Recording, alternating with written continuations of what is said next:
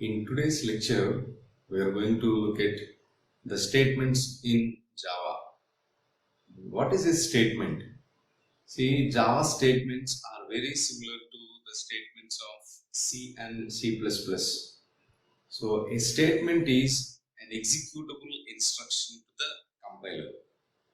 When the Java compiler sees this statement, it executes it. It does some action. Okay, in Java, we have different types of statements. We start with the expression statement. Once again, what is an expression? An expression can be a variable, or it can be a constant, or it can be a combination of variables and constants along with the operators. So we have expression statements in Java, and we have labeled statement. Any valid identifier is a label.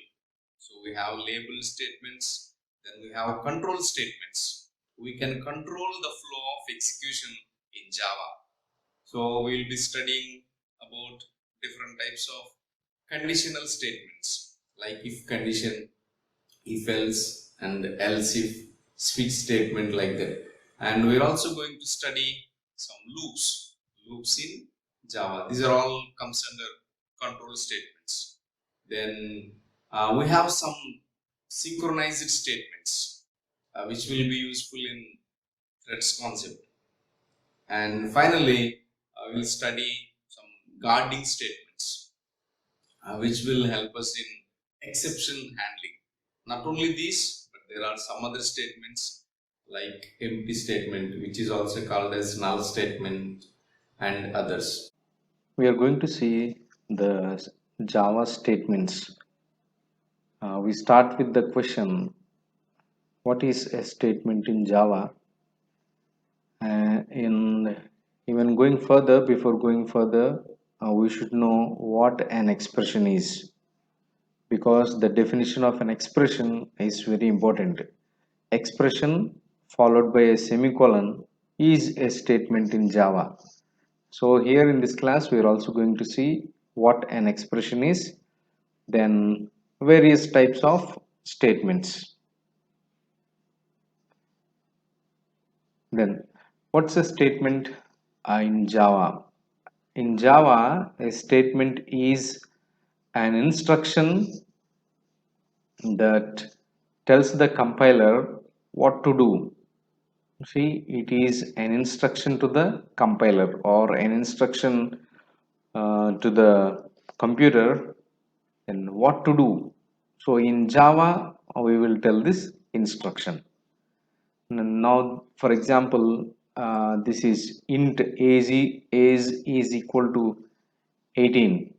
So I think you know C and C++. That's why it is not difficult to understand this declaration. Int is a data type, then age is an integer variable, and equal to an assignment sign, and 18 is a constant. Now, when the Java runtime environment executes this statement int is equal to 18, then what happens is this 18 will be assigned to a variable called age, right? This is what happens. Now, this is called an instruction to the compiler. So it's an instruction, simple instruction to the compiler. And what is that instruction? Declare a variable called age and assign 18 to this age, or store 18 in this variable called age. So this is a statement. This is a statement in Java. And there is one more definition. It's a complete unit of execution and can include one or more expressions. Now here comes the word expression. Once again, I'm reading it. It's a complete unit of execution, and it means a statement. In Java, a statement is a complete unit of execution, and the statement can include one or more expressions. Now, this is the example of the second. definition, this one. Int k is equal to 10 plus 22. Here 10 is a constant, 10, 22 is a constant, plus is an operator, 22 plus 10 which is equal to 32. 32 will be assigned to k. It is a complete unit of execution, so it includes one or more expressions. Maybe in the next slides I will tell you the definition of an expression.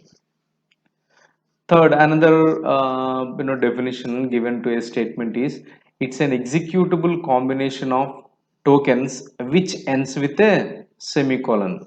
Now this is the example of the third definition. What is it? It's an executable combination of tokens. We have already discussed about tokens in the previous class. The smallest indivisible unit is called a token, right?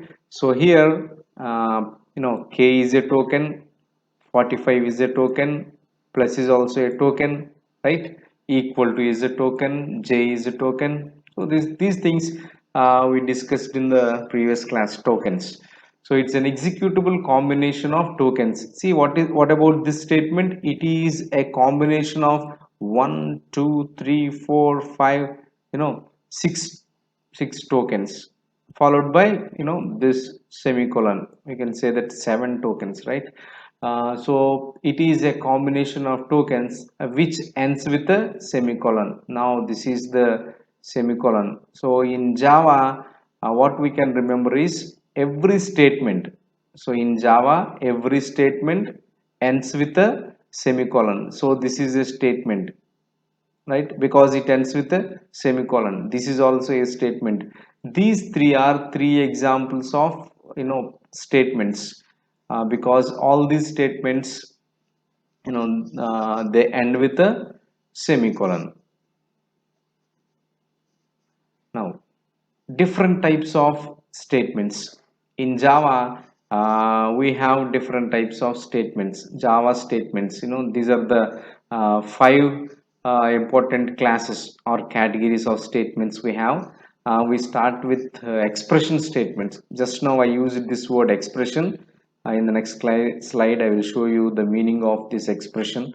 Then there are some statements which are called label statements, control statements, which are very familiar to us, which are further classified into selection statements and iteration statements and jump statements, and synchronization statements, which you can see in Java, and guarding statements. Of course, you might have studied guarding statements in C++. Anyway, we are going to see all these things one by one. Now, what is an expression statement? Let us directly see the definition of an expression here. Uh, an expression may be a variable or a constant or combination of variables and constants and some operators. So this is a definition of one of the definitions of an expression. You should remember this definition until the last class of Java, because this word expression, it comes many times in the next classes. So once again I'm repeating, an expression may be a variable. For example, if you have declared I as a variable, so it can be a variable, so it is an expression, or it can be a constant. For example, 5 is a number which is a constant, or combination of variables and constants and operators. For example, I plus 5, what is it? This is also an expression. So I is an expression. So I is an expression because in the definition we have an expression can be a variable, so simple I is an expression. And 5 is an expression because in the definition we have an expression may be a constant. And I plus 5 is an expression. Why? Because in the definition it can be a combination of variables and constants. So I is a variable, 5 is a constant, and what is this plus? It's an operator. So this is also an expression, right? Then Here I will give you, just tell me, for example, A is less than B. For example, A and B are two integers. Let us say that A and B are integers. Then, what about this statement? What about this one? A plus B. A plus B is also called, now it is a, yes, it is an expression. Why? Why? Because once again, see the definition. It can be a variable. So A is a variable. B is a variable. It's a combination of variable and variables and some operator. A is less than B. So it is also called an expression. Okay, now this is the definition of an expression. It can be a variable, or it can be a constant, or it can be combination of variables and constants with some operators. Good. Most of the statements in Java are expression statements. Generally, in a Java program, most of the statements are expression statements. Now expression statements are further divided into 7 different statements. One is assignment statement. What is this assignment statement? Int I equal to 5. Int I equal to 5. Once again, I tell you the difference. If I write like this, I equal to 5, what is this? This is an expression. Is it an expression? Yes. How can I say that it's an expression? Because now once again, see the definition. Here it's a variable. I is a variable, right? Equal to is an operator. 5 is a constant. What is an expression? It can be a variable, it can be a constant, it can be a combination of variables and constants with operators. So I equal to 5 is an expression. Now I equal to 5 semicolon is a statement. Now I think it is clear the difference between an expression and a statement. It is a simple expression without semicolon. It does nothing, right? I equal to 5. When the compiler executes this one, it gives an error because there is no semicolon. But when it ends with a semicolon, when this expression ends with a semicolon, it becomes a statement. What is a statement? It's a command to the Java compiler, right? uh, Execute this statement, I equal to 5. Now here assignment. What is assignment? Assignment means equal to equal to sign, right? This is assignment. Next, pre-increment. Plus plus I, actually I is a variable. If you use this increment plus plus operator before this I, pre means before, right? Post means after. Pre-increment, increment it, uh, uh, this variable I, pre-increment. Next, pre-decrement. Decrement means minus minus, decrement operator, right? Then post means after, right? After this variable we write I plus plus. Then post decrement I minus minus. See, decrement means minus minus, increment means plus plus. Then pre and post. Pre before, post means after. Next, method call. In Java, this is called a method, right? Fun, it's a method. In C language and C++, we call these things as functions. Now in Java, every method should be called by an object dot method. Then this is a statement. Then and finally allocation statement. Hello, see, we declared a class in the previous classes, right? Hello. Hello, H is an object. This is a class name. This is an object. It's an object. Then new hello, so it will create a new object called H. So allocation statement. So these are all expression statements. In this slide, what you should remember is, you should remember the definition of an expression. Next one is labeled statements.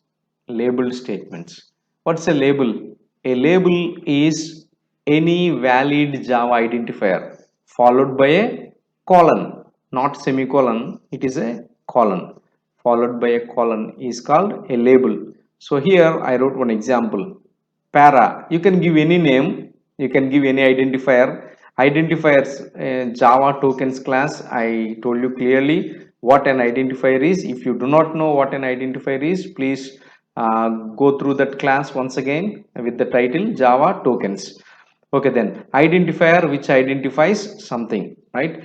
Then there are certain rules which we should follow when we give names to identifiers. So para, it's a valid identifier, then you should give a colon. Then what happens? All the remaining statements, some statements in the next block, from the some statements, they become part of this label, right? This label. The labels are most commonly used with loops. So when we write for loop and while loop, there we will see once again the example. Because you do not know how to write some of the loops in Java, I'm skipping this to the next classes. Next important thing is control statements. Once again, control statements are classified into three parts or three categories.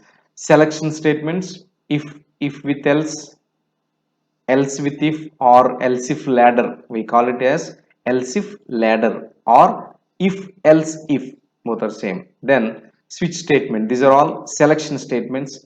Then iteration statements, we have four types of loops in Java. While, do, for, in C and C++, same thing. For each is new to you, I think. Then jump statements, break, continue, return, these are all called control statements. Let's see one by one fastly. First one, selection statements. First one, selection statements. Now directly see this one.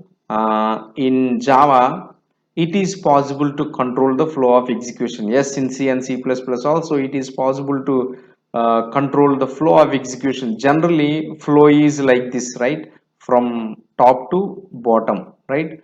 Then sometimes if you want to skip certain statements like this, if you want to do like this, some statements if you want to skip, then what you can do is we can use some selection statements so that you can skip this part of the code. You can bypass the code.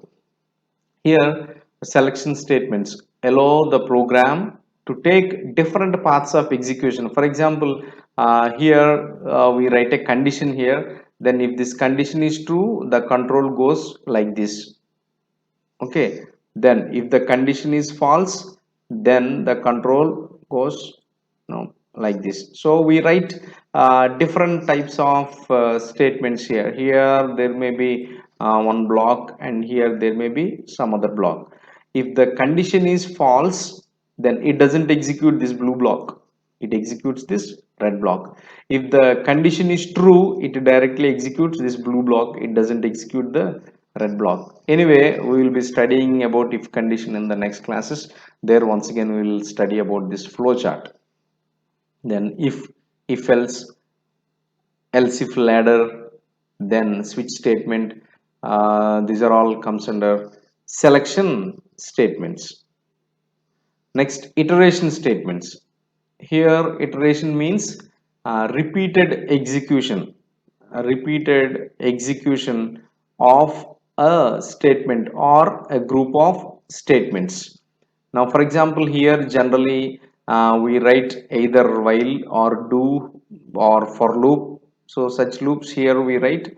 Then what happens is, after executing the statements, once again the control goes to the top.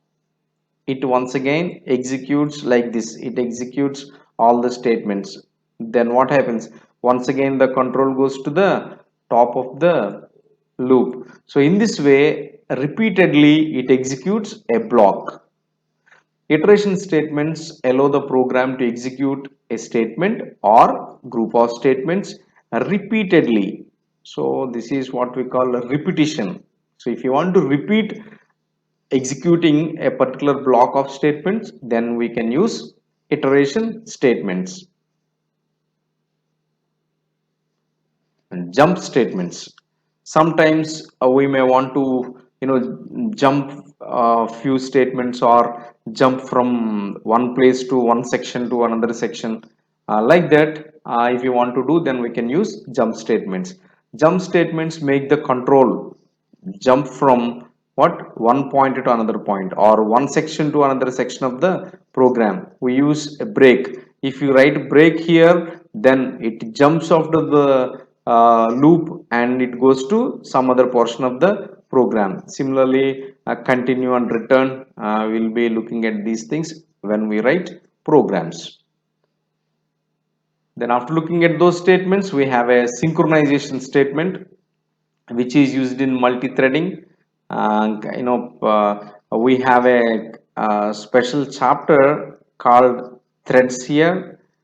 There in this chapter, we'll be studying what a thread is and how to write code to execute multiple threads at the same time. There we use this word, synchronization. There we use this word synchronization or synchronized statement, right? Then we will see in that chapter what this synchronization code is. Here another statement called guarding statement. The last statement is guarding statement, which is used in exception handling. Exception handling.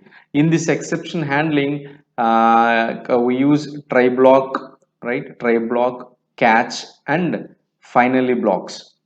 Okay, exception handling, it actually helps us to save our program from crashing.